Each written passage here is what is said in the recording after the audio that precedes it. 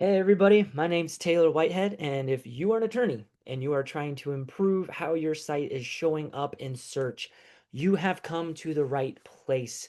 Like I said, my name's Taylor Whitehead with Peak Marketing. I've been in the industry for a little over 10 years now, working strictly with attorneys on helping them get more visibility and more cases for their law firms. Today, since this is the very first video of this brand new channel, we are going to start from the top of SEO and just work our way through. That is really what we specialize in. Search engine optimization, AEO, GEO, whatever you want to call it now. There are many different names that this is starting to go by. We are going to show you how to get this done. This first video is going to be overwhelming. Okay, there's going to be a lot of different topics and a lot of things that we're going to briefly touch on and go over. Don't worry. We will create more videos throughout the months and the year here coming into 2026 so that you will be able to better utilize all this information. This first video really is just to give you an idea, an overview of everything that goes into SEO and how you can tailor your efforts to have the biggest impact on your SEO going into 2026. So without further ado, you're going to see me glance off the screen here occasionally, just because I've got lots of notes to make sure that I go over everything with you today. And there's going to be some screen sharing that we will do as well to be able to show you some of the different things in action as we go over these different topics within SEO and how to get it done. So, the very first thing we are going to talk about, why should you even think about doing SEO in the first place? Lots of people have said over the years SEO is dead, it doesn't generate any business, it's too competitive, yada yada, okay? So, obviously I'm here to show you why that's a bunch of bull and not the case. However, if we ignore those outside noises that are telling us SEO is not worth it, when we have come to terms to realize it is and it can have a great impact on your business, what do we need to do to make sure that it actually is going to have the biggest impact possible? So, the very first thing that we're going to look at before we think about anything with SEO is how much business we can get from doing SEO for our business. Okay, so let's go ahead and share this screen here. And this is a tool called Ahrefs. Pretty popular. You may have heard it before. There's tons of these different tools. I'm partial to Ahrefs. I really like this tool, and I think it does a great job. So what we're looking at right now, just for an example sake, okay, we're looking at a single keyword, just one, divorce attorney Los Angeles. Tons of different variations of this. But if we look at the search volume, this is telling us, hey, we have got 900 searches for divorce attorney Los Angeles. Okay, meaning 900 people every single month are typing in this keyword trying to find a divorce attorney to help them out in Los Angeles. Now, what does that actually mean for our business at the end of the day? Okay, so let's bring up this calculator here. If you got 900 people searching for divorce attorney Los Angeles, and with our click-through rates as they currently stand, we're going to do a lot of this in real time together. We pull up these guys. They do a lot of good studies on click-through rates. And we can see, hey, if we're in that first spot, we get nearly 40% of the searches. If we're in that 10th spot, which sometimes doesn't even exist, sometimes even a 9 or 8 spot doesn't exist, we're getting less than 2% of the clicks. Okay. The goal of any campaign, really, when you first start out, got to get into those top 3 results. So if we just take the average and say, okay, we're going to get about 25% of the clicks if we rank in the top 3 for this type of a keyword. So what we can then do is say, okay, let's multiply that by 25%. That's how many people we're going to get on our website. Now, as long as you've done some conversion rate optimization, all things we'll talk about in just a second, and you've been able to get people to actually convert when they hit your website, you should be getting about 25% of those highly targeted visitors to end up picking up the phone and calling you. Meaning you're going to get, it looks like about 56 people every single month to call you by ranking in the top 3 for divorce attorney Los Angeles. This is the power of SEO. This is why people care about it, why people do it. So what we're going to go over today is I'm going to show you exactly what needs to be done to make sure we are taking advantage of this as fully as we possibly can. Okay, so glad we got that out of the way. Let's just dive into the meat and potatoes of this thing. First off, kind of showed you some of this already, but the very first thing you're going to do with SEO is keyword research. Okay, so you really want to make sure that you understand which keywords people are typing in, and that you're not just writing random content, throwing it at the wall, hoping it sticks, and that people are going to find you that way.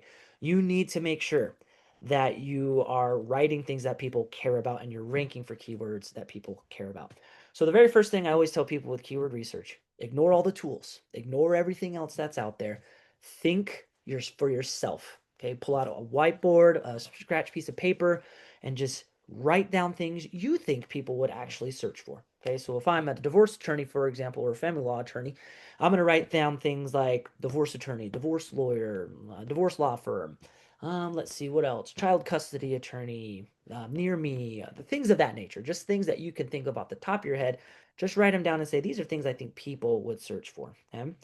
Then, after you've done your own thinking, then you want to go and check out your competitors. So let's quickly show you how that's something that we can do with Ahrefs as well. So again, inside Ahrefs here, if we just come back, let's just take our search that we already had here. Divorce attorneys, Los Angeles. Totally butchered that spelling. There you go. And let's just grab one of the first local competitors right here. Hey, if we grab these guys and we come over here into Ahrefs and go to our site explorer, we plop these guys right there. There's going to be tons of information that comes up. The only thing we want to focus on right now is over here with organic keywords. Man, it looks like they lost a lot of keywords recently. But we want to come here, and then this is going to give us another huge list of keywords that we can start to look at to add to our list of things that we could potentially start to rank for. Los Angeles child custody attorney, Los Angeles child custody lawyer, Los Angeles child support attorney. You get the idea, right? There's tons of these different things here. Now, some of these keywords aren't going to be specific to Los Angeles. So a little trick that I've learned to do is you can add a filter, add keywords, and then put Los Angeles, hit apply, show results, and it's only going to show us keywords that include Los Angeles in them. So this is a really good way just to get the what we're about to talk about and seed keywords out of the way very quickly. Okay, so once you've done this, you've got your list of keywords. You're going to start to dive into a keyword tool a little bit more. So, for example, let's just take, well, since we're talking more about divorce, let's take this divorce keyword. We're going to come over here to Keyword Explorer. Okay, we're going to drop in our seed keyword and hit search. And then what this will do is it's going to expound even further upon that single keyword for us. Okay, we can easily see that divorce attorney Los Angeles gets about 900 searches per month. Los Angeles divorce attorney gets 350. So if I was going to optimize for a keyword, I'm probably, if that's all the information I had, I'm probably going to target the 900 per month keyword, right? But then as we go through here, there's tons and tons of different variations that Ahrefs has been able to pull up for us. Okay, so this is what seed keywords are, right? You get your first keyword, you put them in there, and they grow into multiple different keywords. That's kind of where that phrase comes from when we're talking about seed keywords. Okay, so once you've done that and you've got your keywords and you understand what you are going to target, okay, there's one more piece of information which we were discussing, which is the volume of that keyword. Make sure it has enough volume. If you see something that has less than 10 searches per month or even less than 20, I would ignore it. Okay, don't even really look at that keyword unless you're in a market where, I mean, and you could probably argue this for divorce or even personal injury. If one person that ends up on your site that turns into a case for you is worth it, then maybe you can target those keywords. Generally, though, we need more leads to be able to get that one good case that's going to come in the door. So we want to have more at bats, as I like to say it. Okay, so next thing you need to do once you've got all those different keywords is make sure you understand the search intent. Okay, so there's 4 types of search intent. You've got informational, navigational, commercial, and transactional. Okay, the ones we want to focus on the most are commercial keywords and in some cases transactional keywords. So commercial keywords, for example, is something like divorce attorney Los Angeles. They are trying to hire an attorney. You know that for a fact. That's a type of commercial or even transactional type of keyword, right? They are trying to make a purchase and hire someone right away. Ones we want to not necessarily avoid, but be careful of putting too much effort into are those informational and navigational keywords. So navigational, for example, is if you have a portal on your website, you don't necessarily want to spend time optimizing for, as an example of one of our clients, Anthony, law office of Anthony Carbone login, right? That's a navigational keyword. They're trying to log into something on their website. Facebook login, that's another common search for navigational terms. You want to avoid those types of things. And informational searches have become tricky with AI because of the AI overviews. However, they still bring some value. So you don't necessarily want to ignore them, but don't spend too much time on them. So those are things like questions, for example, FAQs that you can think of. How much does a divorce cost in Los Angeles? What does a divorce attorney do for me? How long does the process take? All those kind of things. Those are informational searches and they are important. However, when it comes to SEO and trying to rank for a keyword, if we're a law firm, we want to focus on those commercial keywords. Yes, there's a place, and we'll talk about this for informational things of that nature. We want to rank for commercial keywords and get more cases in the door. Okay, one of the last things here, and I'll pull this up and show you as well, is what we call keyword difficulty. So keyword difficulty gives us an idea, obviously, of how hard it is or how difficult it is to rank for a specific keyword. So I'm going to share my screen here. KD signifies keyword difficulty. Okay, and these you can sort these by keyword difficulty and get an idea of how hard it's going to be to rank for these different keywords. Now, it's a 0 to 100 score, and essentially it's telling us, hey, low-cost divorce attorney Los Angeles is probably the worst keyword you could possibly try to rank for. Has a very high difficulty score, and the search volume is extremely low. Okay, right after that are some of these big hitter keywords that we were just looking at. So divorce attorney Los Angeles, that sounds like a lot of people understand this is a big keyword we want to go after. So it's extremely competitive, but there's a ton of search volume. Now, part of the secret sauce with SEO is understanding how to find low competition keywords with a high search volume. So here's a really good example of a couple right here. So best divorce attorney Los Angeles, it's somewhat not super competitive, somewhat competitive, and it has 100 searches a month. And then right below that, Los Angeles high net worth divorce attorney, that is not competitive at all. And there's lots of searches for it as well.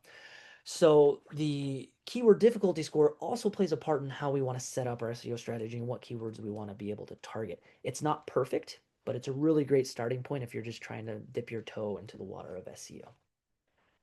Okay, so after that, we need to quickly understand, and this goes along with keyword difficulty, the types of keywords that there are. Okay, so there's things called long tail keywords, short tail keywords, and branded keywords. Branded keywords are obviously all about your brand and people searching things like law offices of Anthony Carbone, New Jersey, whatever the case is, right? They're looking for your brand specifically. Long tail keywords are things like those questions or keywords that are generally, 7, 8, 9, even 10 words inside of the search. What is the best way to hire a divorce attorney located in Los Angeles, California? That's a long tail keyword. Los Angeles, California divorce attorney, that's a short tail keyword. Short tail keywords tend to have more search volume, but on the aggregate, long tail keywords are going to have more search volume altogether. Okay, so there could be millions of these different keywords that people are typing in, and that constitutes maybe 1,000 different long tail keywords. And if you're only getting 1 or 2 visits to each of those keywords, you're getting 1 to 2,000 visits. Whereas that one short tail keyword we saw had 900 visits going to it. So there is a strategy to be had to say, hey, maybe we don't want to only focus on these big keywords, those short tail ones. We want to focus on the long tail and things that aren't necessarily as competitive, that don't have as much search volume, but are easier for us to be able to start ranking. Last thing when it comes to keywords, we want to look at what's called the keyword gap with our competitors. And I promise all of this is going to make sense in just a minute, but we want to make sure that we are ranking for a decent number of keywords compared to what our competitors are currently ranking for. So what we can do when we come here, let me share my screen again. When we come in to Ahrefs and we have their handy dandy toolbar installed, we can see this information show up in search results. So what I'm referring to about the number of keywords, if you look here at the KW, that tells you how many keywords a current person is ranking for. So this particular competitor, they've got 952 keywords that they rank for. If we scroll down here and we look at these guys, 519, 156, you get the idea. So what we want to do when we're analyzing keywords, as one of the last steps here, is to take a look at what our competitors have and what we have. And that will also start to tell us how many of these keywords and how much content we really need to start writing on our website to be able to have a better shot at starting to rank against these individuals. Okay, so hopefully that makes sense. That's the first section. And the first thing that we need to do, though, is research keywords very well, make sure we understand what we're going to target here. The next piece that we're going to look at is what we call technical SEO. Now, it sounds scary. Okay, when people talk about technical SEO, it's like HTML, CSS, how the site's coded, site speed, core web vitals, all these different things. I'm going to try to just keep this as simple as possible and give you the actionable things and things you need to be aware of to really help your SEO. Generally speaking, If you use something like WordPress, Weebly, Squarespace, this is going to be taken care of for you, and you don't need to worry about it. However, it's good to be aware of it as issues can arise, and if you're not aware of it, it could go unnoticed for years, which could seriously hinder the amount of visits your site would be able to get. So first thing that we're going to quickly chat about is crawlability. So crawlability just means how easy is it for search engines to be able to crawl and find your website. Now, again, there's a lot of things that you can do that go into this, but if you've got a WordPress website like most people do nowadays, and even on some other of these website builders, there's one thing I want to make sure you are well aware of. So let me pull up this little note I have here and share my screen because we have seen issues with this over and over again. If you look at this screenshot right down here on the bottom of my screen, there's a search engine visibility button that comes up with a lot of Yoast plugins and several different plugins as well that you can put in on your WordPress website. Sometimes we have gotten clients that have been struggling with their SEO for years and cannot figure out what the heck's going on. And it was as simple as unchecking this little button on their site to be able to get it to start to get indexed into search engines.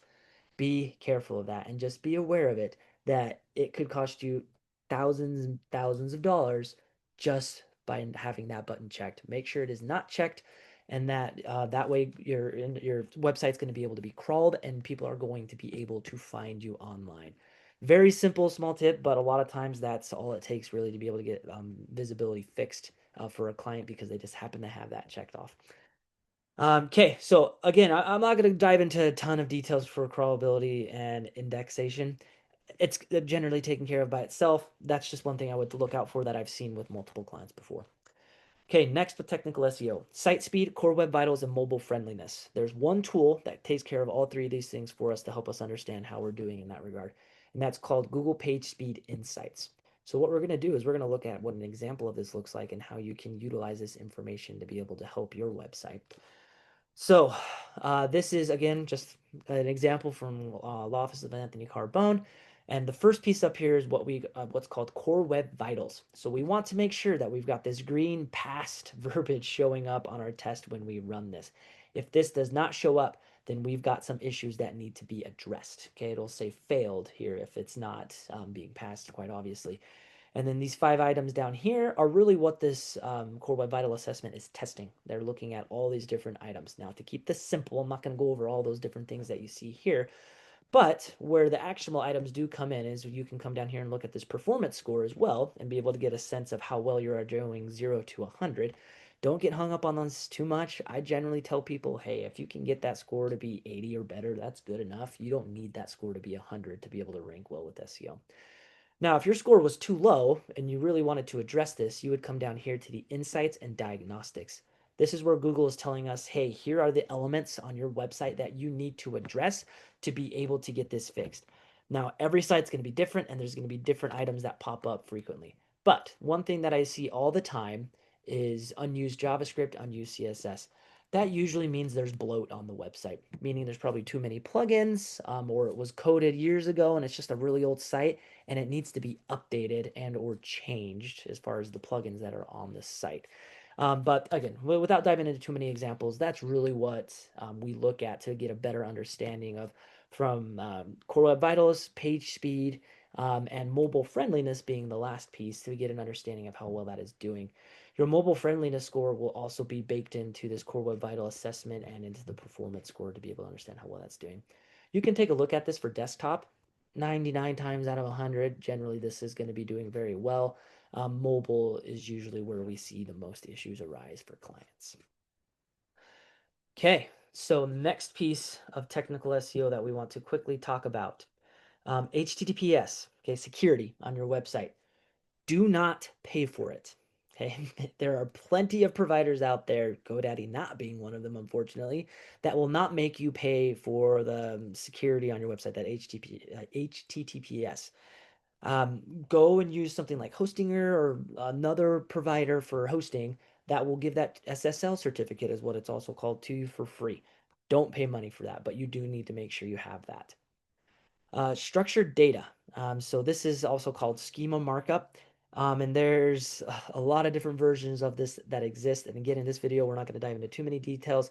What I will show you is there's this handy dandy website you can use right here that will help you understand what schema is already on the site and how you can fix it if some are broken and how you can get those added onto the website. So again, for the sake of this video, I'm not going to dive into this, but structured data or schema is really important. And it has been confirmed as a ranking factor that we need to make sure that we have on our websites. Okay, I believe that, oh, one more item for technical SEO is the site structure. So I have an image here that I will quickly show you. So this is just an example of what site structure could look like on a law firm's website. Now there's a million and one ways to be able to set up site structure, but this is what we're talking about. We shouldn't just have everything be under a single subfolder of the homepage. We want to have practice areas and have things break out from there. An about us page, maybe with some bios, blogs that go to all the different posts, locations, if you have multiple of them to list out all of those, and have them under different folders and organize the site well so it's easy for a user to be able to navigate the site and find the information that they want. So that's the last piece of technical SEO that we would look at, is making sure our site is organized well and easy for someone to navigate.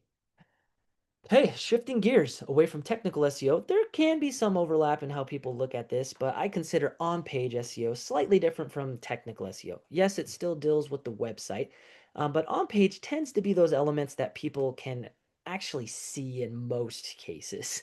Whereas technical SEO, it can be hard sometimes to be like, hey, there's schema markup on the site. You have to use special tools to be able to see those types of things. Some exceptions to that rule, but for the most part, it's things that you can actually physically see. So for example, title tags it's purple right now, but generally they're the blue text that you see within search results. It's purple because I clicked on this particular website already. But with title tags, we want to make sure that they are optimized again for the keywords and the brand of the particular law firm. Okay, so for example, with this one, we've got Law Offices of Anthony Carbone, New Jersey lawyer. Now, you want to be specific as you can.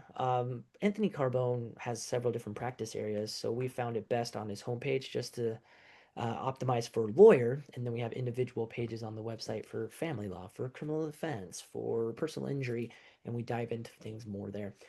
But it's important for your title tag on the different pages of your website to include the keywords that you are trying to rank for. Next is what we call a meta description. So this is the meta description right here. So it's just the description of the link that you are potentially going to click on, and it will tell you what that website is about. The meta description is not a ranking factor per se, but it does impact how often people will click on your website. And if you include keywords, which for example here you can see New Jersey criminal defense and injury attorney is highlighted, people will see those highlighted keywords and say, okay, so this is about what I'm actually searching for, and they are more likely to click. So including keywords inside of your meta description is also a great way to be able to get more people to come to your website. Next thing that we look at is what's called the heading tag or the H1 tag. Okay, so this piece of information right here, usually the first thing you see when you click on a page, that is also a big indicator to Google as to what the site is about. So we want to make sure that we're including keywords inside of that heading one H1 tag as well.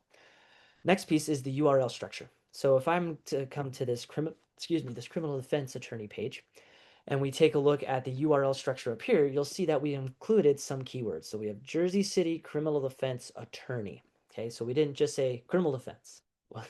We want to have the keywords for the location and that keyword of attorney that's also included in there. Too many times I see someone that has their page and all it says is criminal defense, and it's just not going to help you rank very well. So we want to make sure we include those keywords up there.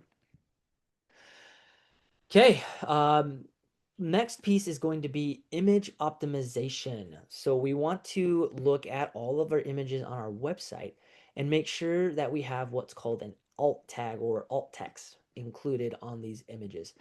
Now, this is an example of an image on our website and what the alt text would look like in code, where it says the law offices of Anthony Carbone, PC.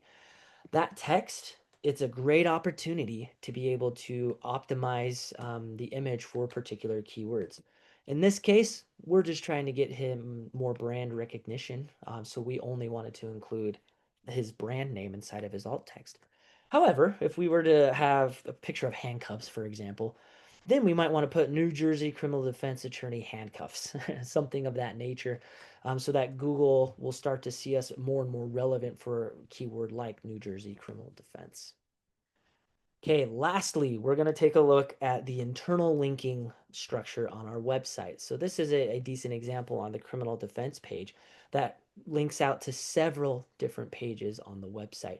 And that's because there are several pages on our site that we are wanting to tell Google, hey, these are also important pages on our site. Go to them and check them out as well. And it just spreads the authority of the site around to several different pages. So rather than only having a couple of good pages on our site that rank, we want to have hundreds of these pages on our site that are going to rank well. All right. Hopefully you're still with me up to this point. We're going to jump into content now and talk a little bit more about that. There are several things to talk about with content. One of the biggest things, and that most people have heard of when they're talking about content and SEO, is what we call EAT, or EEAT. Yes, there's two E's. It used to just be one, but now it's EEAT, or the EAT acronym, which just stands for expertise, experience, authority, and trust. Okay, so that's what type of content is going to rank well within Google. Now, there's a really good little graphic that Search Engine Land has put together that we are going to pull up and take a quick look at here that just kind of helps break down what each of these elements mean. And I really liked how they had put it, so I figured we'd just use these guys as an example. So what is EEAT? So experience is lived experience of people within your company or the company itself. Expertise is knowledge and skills within your organization and among your people, possibly represented by formal qualifications. Authority is recognition as a reliable and trusted source on the topic, and trust is what's a byproduct of those first three things. So, what does that even really mean, right? So, experience, if we're writing content and we want to have EEAT in there, experience is going to come with just good content. Okay, so if you have been a divorce attorney for years, you're going to have a lot of details that you talk about within your content. So, similar to what we're doing right now with our SEO discussion, where we're diving deep into this subject, that's what people expect from a divorce attorney, to be able to dive into the process with them, to go over all the little details and different laws that they need to understand. That's going to show expertise within our content, experience within our content. Expertise really comes more from having a label on our name. So you can have your JD or whatever it is, the label that you have. That also is a great signal to show individuals that, hey, you've done some schooling, and that's a better reason for them to trust the content that is being put out there.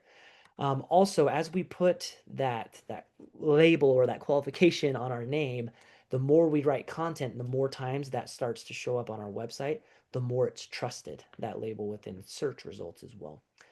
Authority is being a recognized and reliable and trusted source on the topic. That just means that a lot of people are talking about you, is the best way to put that with Google.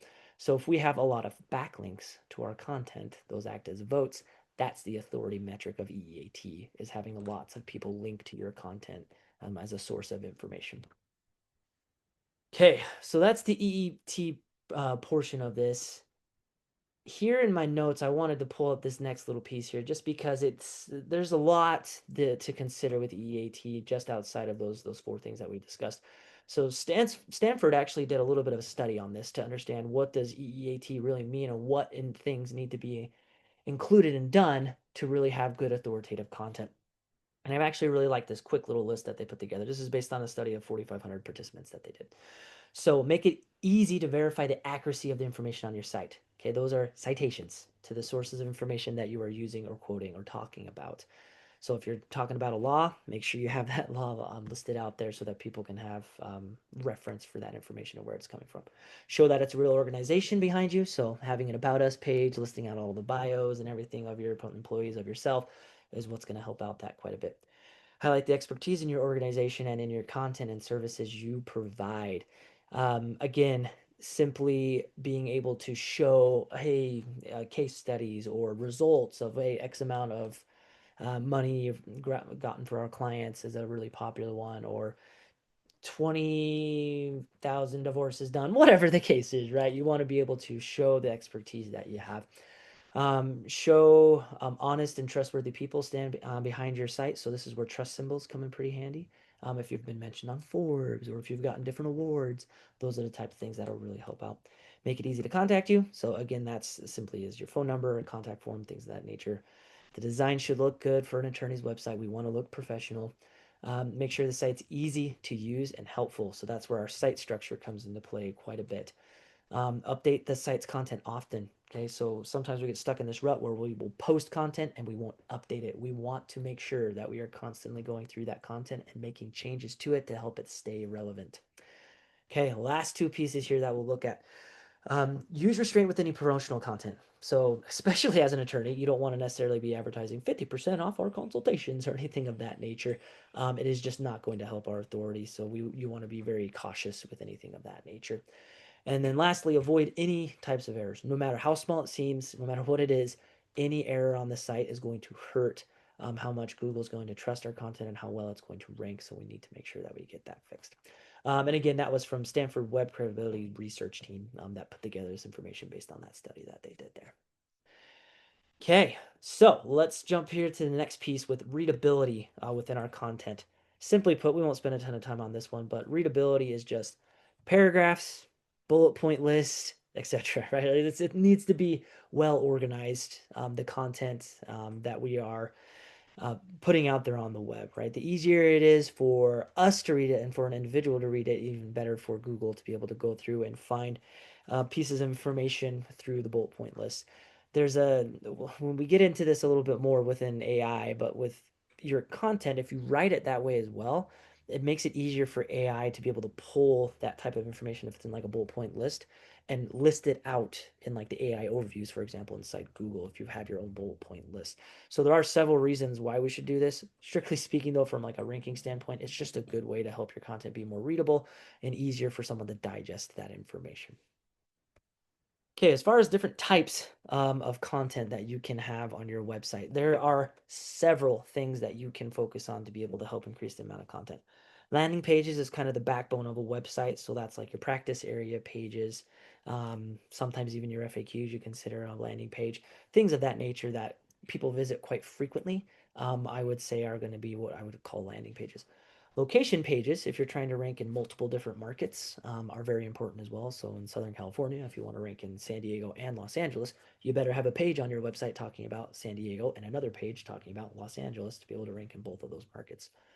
Blog posts are the easiest way and the most common way that people have heard of to be able to increase the amount of content on your website. And pretty much a free reign. I've seen news update blogs, I've seen blogs that answer questions. There's a lot of different ways you can utilize a blog. Point I'm trying to make here is use it and be able to post content up there pretty frequently is going to help you out quite a bit. Resources. So this can be things like, dangerous intersections in Las Vegas or, things of that nature, just to have a resource for someone to be able to get more detailed information about a specific subject. Guides, that can be things like 5 things to do after an accident in Los Angeles, whatever the case is. And then video content is becoming more and more important. Hence why we're making a video rather than typing all of this out up on a website for people to read. Videos are going to continue to become more and more important as it's a more common form of content that people consume more and more each year. Okay, promoting content is the last thing that I just want to quickly touch on. Post your content on social media, reach out to people with your content, links to your content, encourage people to read it. That's just going to help drive more traffic and make it more trustworthy for Google to really be able to say, okay, lots of people are visiting these pages. They must be good pages. So promoting your content is always a good thing to do. Okay, let's shift gears again here and let's talk a little bit about link building. With link building, there are a couple of things to keep in mind with it. Quality, quantity, you probably have heard of all of these things. We're definitely going to touch on. But I want to try to give a decent overview of link building because it is a fairly decent size factor in Google as far as being able to impact how we're ranking.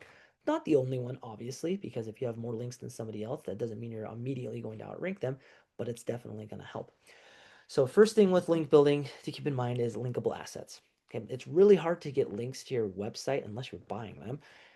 If you don't have something that people want to link to. So creating something like an infographic or a guide, an interactive guide that people can use, a calculator, a tool, whatever it is, so that people will want to link back to your website is the first step. Okay, you've got to have a reason for people to reach out, to link to your website. After you've created that asset, it's not the case of build it and they will come. You need to do some promotion. You need to reach out to individuals, whether it's by email, phone, um, going and visiting businesses around the community and showing this tool that you've created. Whatever the case is, you need to get that word out so that people will start linking back to it. And you can ask them to link to that tool as well, as a source of information that they could use. Um, Next, we're going to talk a little bit about analysis with link building. Because again, not all links are created equal. Okay, so link count does matter, the amount of links that you have. The quality of links that you have do matter, and the type of links that you have also matter. So we want to make sure that with any link that we get, it's relevant to our niche.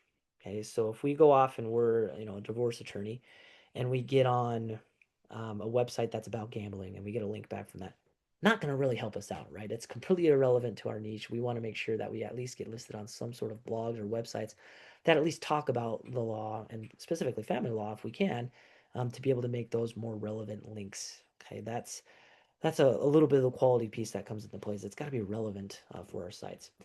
The other piece, when it comes to the quality of these backlinks, is where we can pull out Ahrefs and get a better understanding of how good a link would be for our website.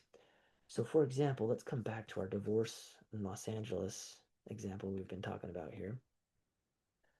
What you can look at is something called DR and UR to get an understanding of the quality of a link. Okay, so the higher the DR and the higher the UR, the better quality the link generally is, right? Again, these aren't perfect metrics, but it gives us a decent idea of how good of a link that would be for our website. The threshold that we usually set for our clients is, hey, if the DR is at least 20, you're probably good to go. The UR is less important just because if it's, you get a brand new link to a new page, it's going to be 0, but it'll grow over time. But as long as that DR is 20 or more, usually it's an okay link for us to be able to go after.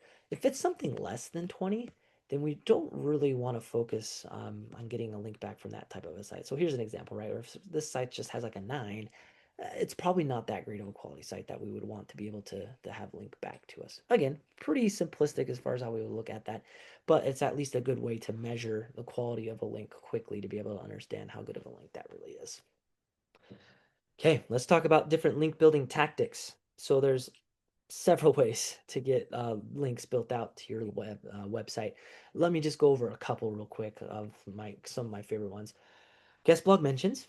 So this is where you write pieces of content for other bloggers and they link back to you as a source of that information on your website. That's a really good way to be able to get more links to your site. Directories, got to be careful with directories. There are link farms and link directories that are out there that you want to avoid, but stuff like Yelp, Yellow Pages, Super Lawyers, those are all good directories that we would want to be able to get listed out onto. Profiles as well. So there's several different profiles that we could potentially get. So if you have like an alumni profile from a school that you haven't attended, maybe you have a profile on a particular blog that you go to frequently and that you blog on a lot. Those are really what we're talking about when we talk about profiles, is just quality profiles, not just garbage that you can go out and just throw up a profile and put a link back to your website that way. And then another one that a lot of people tend to frown upon, but if you do it right, it actually can be quite helpful, is blog comments. Most of the time when people hear link building and blog comments, they're like, oh, that's black hat. You don't want to put a link into a comment.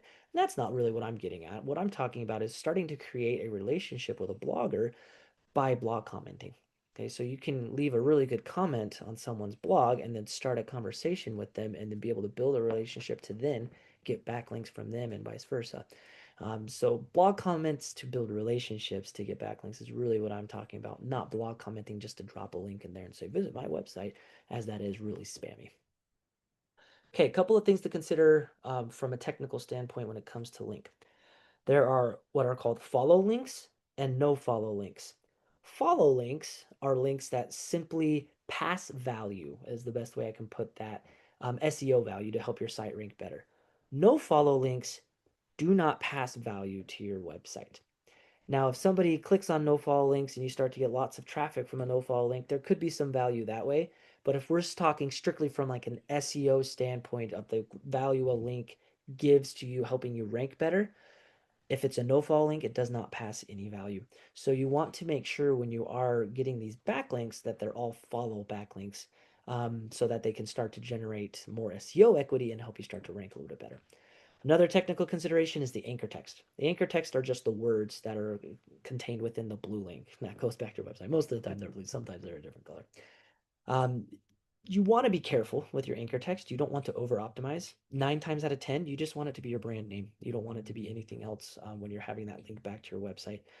In rare occasions, there you can put in keywords and put something like divorce attorney Los Angeles, but do not over optimize your anchor text. It is a really good way to get yourself penalized and hurt your rankings quite a bit. My general rule of thumb is 9 links are branded to every one exact match is what it's called, exact match link for a keyword. Okay, well, not last, but another one is visual cues. So you want to make sure it's easy for people to tell that it is a backlink. If you go to a website and you can't even see a link on the page, but then you happen to hover over something and you're like, holy cow, that link just changed colors. We don't want to get listed on sites that are shady, I guess is the best way I can say, where they're trying to hide the links on their website that way.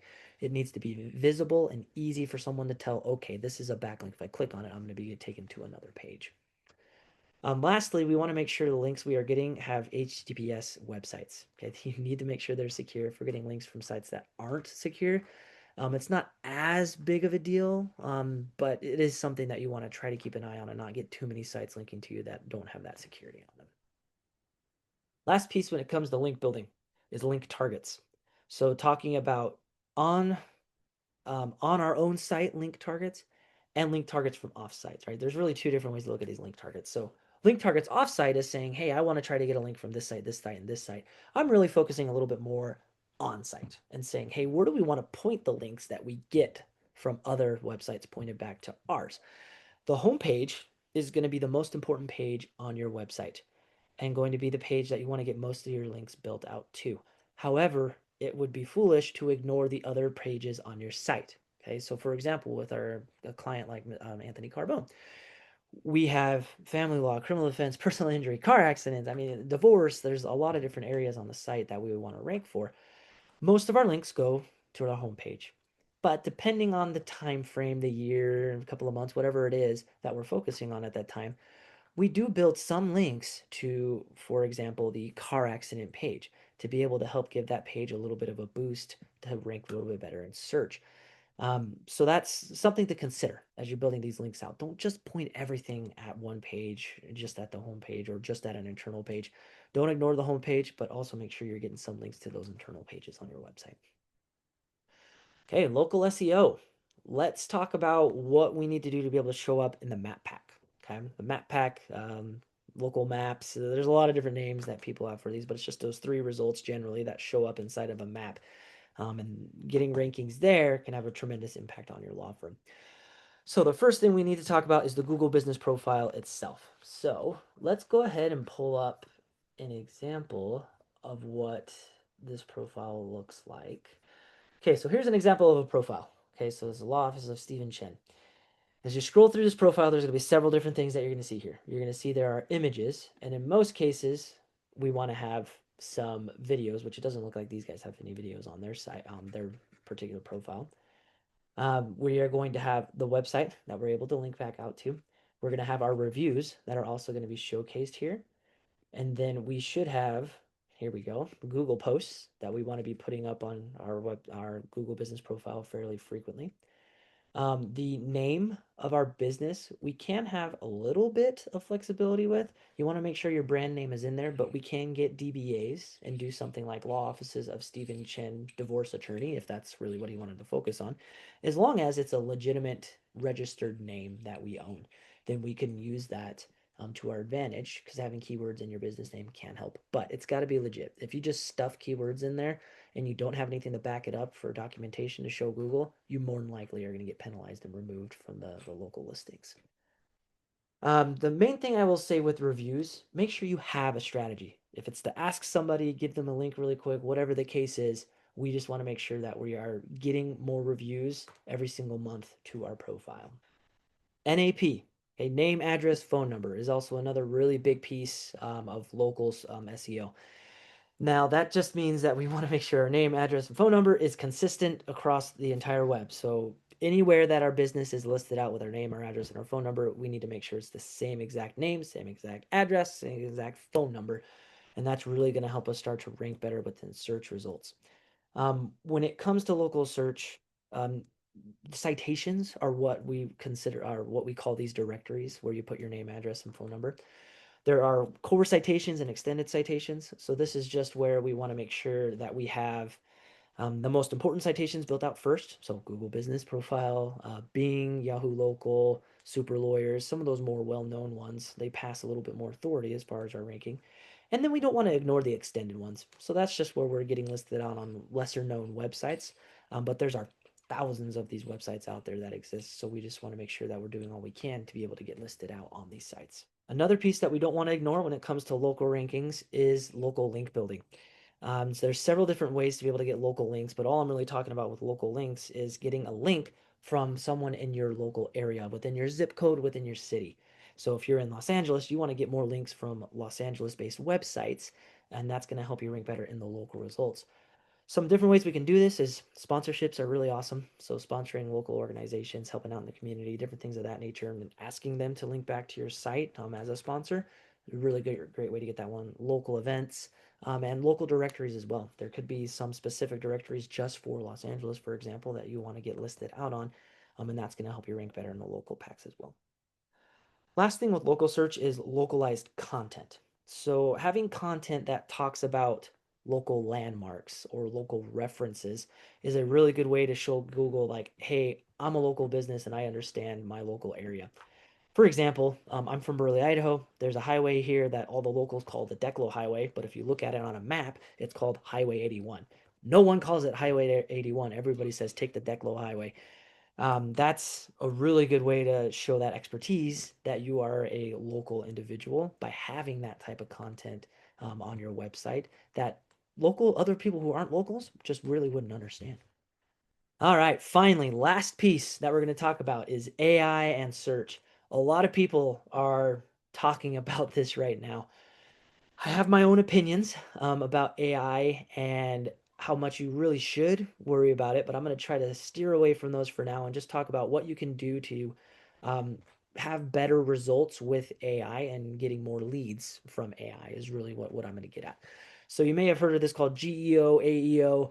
It all really is talking about the same thing. It's how do we optimize for AI so that if somebody goes into ChatGPT and is like, diverse attorney located in Los Angeles, that ChatGPT is going to pull our business. The truth is, there's a ton of overlap between traditional SEO and GEO and AEO.